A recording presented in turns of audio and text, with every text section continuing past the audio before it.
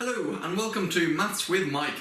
In this video we're going to look at a little technique called completing the square.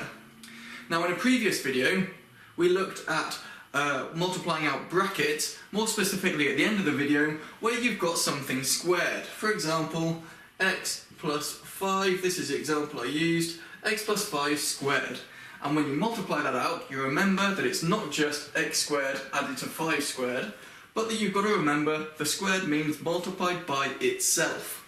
So that's going to be x plus 5 multiplied by x plus 5. And when you multiply this out, remember you can use the FOIL method or whichever method you're happy with. You get x times x squared, x times 5 plus 5x, another 5 times x plus 5x, and a 5 times 5 plus 25. And then simplifying, you get x squared plus 10x plus 25. And this method is going to be a really fast method for working out anything if there's just one x at the front, and that's that we can look at the 5 here and the 10 here, and if we double that 5 we get the 10.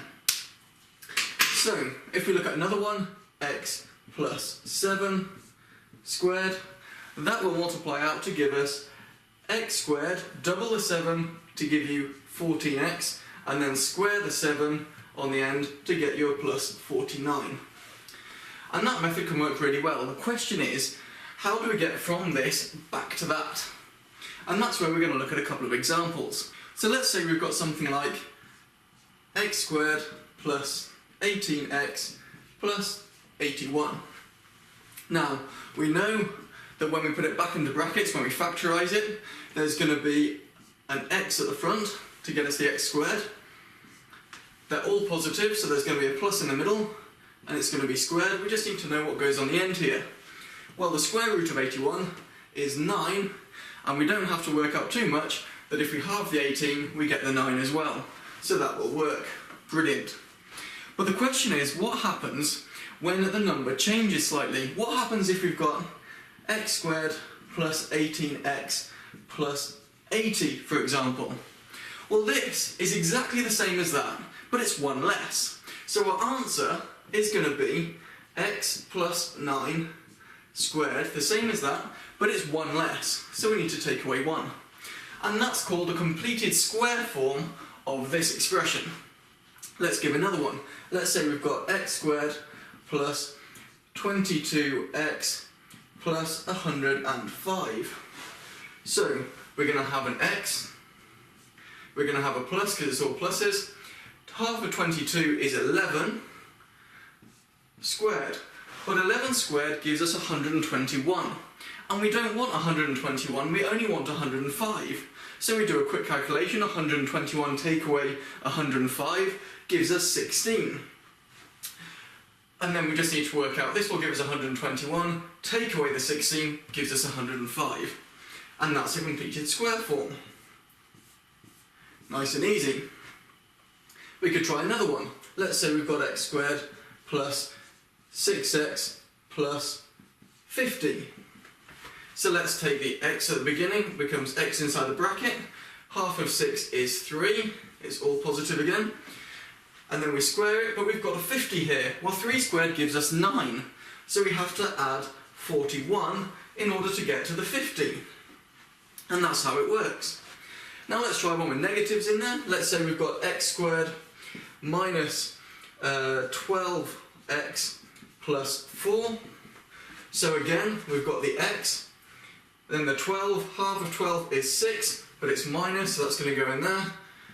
So x minus 6 squared, well 6 squared, or minus 6 squared as it is, gives us 36. But we don't want 36, we only want 4. So we're going to have to take away a 32. And that's a completed square form. Now of course we're using x's a lot, but with algebra we can use any letter. So let's say we've got y squared minus 10y plus 70. So that's going to give us a y, and the squared there is going to be minus, half of 10 is 5, and then 5 squared is 25, but we don't want 25, we want 70, so we're going to have to add on 45. And that's how it works. The question comes, what happens if that first bit here, the x squared or the y squared over here, what happens if that isn't just 1, if it's something else? So picking something different, let's say we've got 3x squared plus 42x minus, let's go with 12. Now the thing to remember here is that the completed square method only works when there's one x at the beginning, x squared. So that's the first thing we're going to have to do. So in order to get from 3x squared down to 1x squared, we're going to have to divide it by 3. So there's going to be a big 3 on the outside. I'm now going to use square brackets for this. Divide this term by 3, and we get x squared. Divide this term by 3, and we get a plus. 42 divided by 3 gives us 14x, and then divide the 12 by 3 gives us minus 4. Now we've got this expression in here, and we can complete the square on that expression. So the 3 outside doesn't change, and then this becomes x, half of 14 is 7, 7 squared gives us 49. We don't want 49, but we're going to take away 4 more, so we're going to take away 53. You can also go one step further and say that this is, get rid of the square brackets here, and we say that this is 3 lots of x plus 7 squared, so that's 3 times this bit in brackets, and then we need to do 3 times the 53. So that's going to be minus 159. And there's your completed square form. And this has many good uses, which we'll look at in other videos. Just one more quick example then. The previous one, everything worked out nicely because I made sure in the original expression everything was a multiple of 3, so that when you divide by 3 it comes out nice and easy. But it doesn't always work that way. For example, let's say we've got 4, I'll use a different letter this time, 4p squared minus 30p plus 15. There we are. So we need to divide by 4, but don't let it confuse you. Just go through the same method. 4 comes on the outside, square bracket. We've got a p squared, divide 30 by 4, well by 2 we get 15, by 2 again we get a 7.5, 7.5. But let's be a little bit careful about that, because if we do 7.5, then we've got decimals, and decimals are not very good. But 7.5 is just 15 over 2, and a top-heavy fraction like that is much, much better.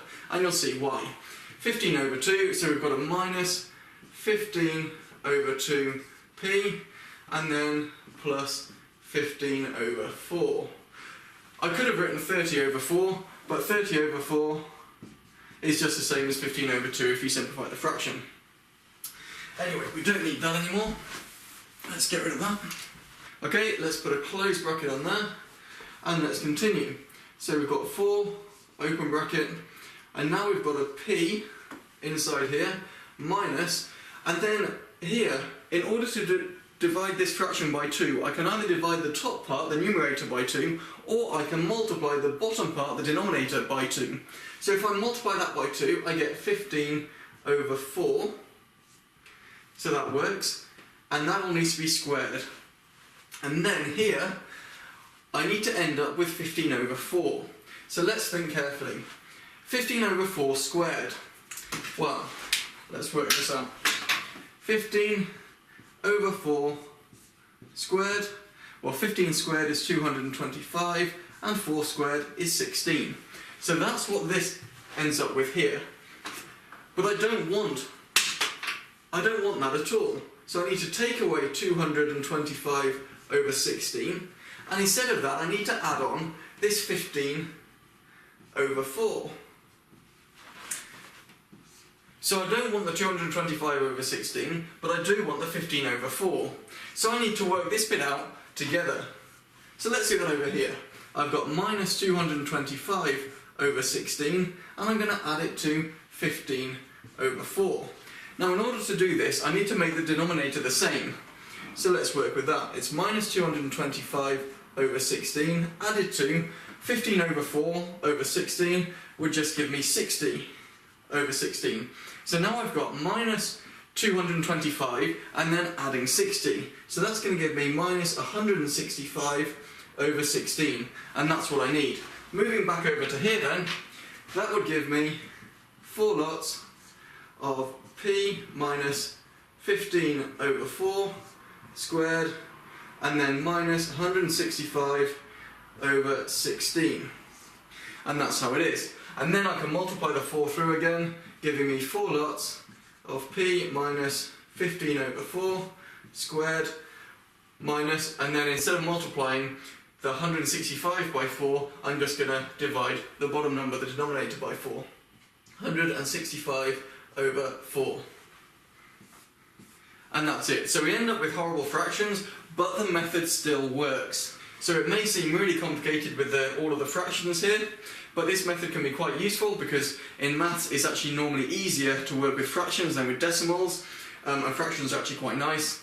But also, if you want to take it a step further and prove the quadratic equation, for example, then you'll need to use this exact method, and I may do that in another video. As usual, here are 20 questions for you to practice with. They start fairly easy and get harder. All you need to do is take each question and write it in completed square form. So just one set of brackets with a square sign and no square brackets like I've used in the examples. And as usual, I've used red for the question numbers and blue for the questions themselves. Give them a go and the answers will be in my next video.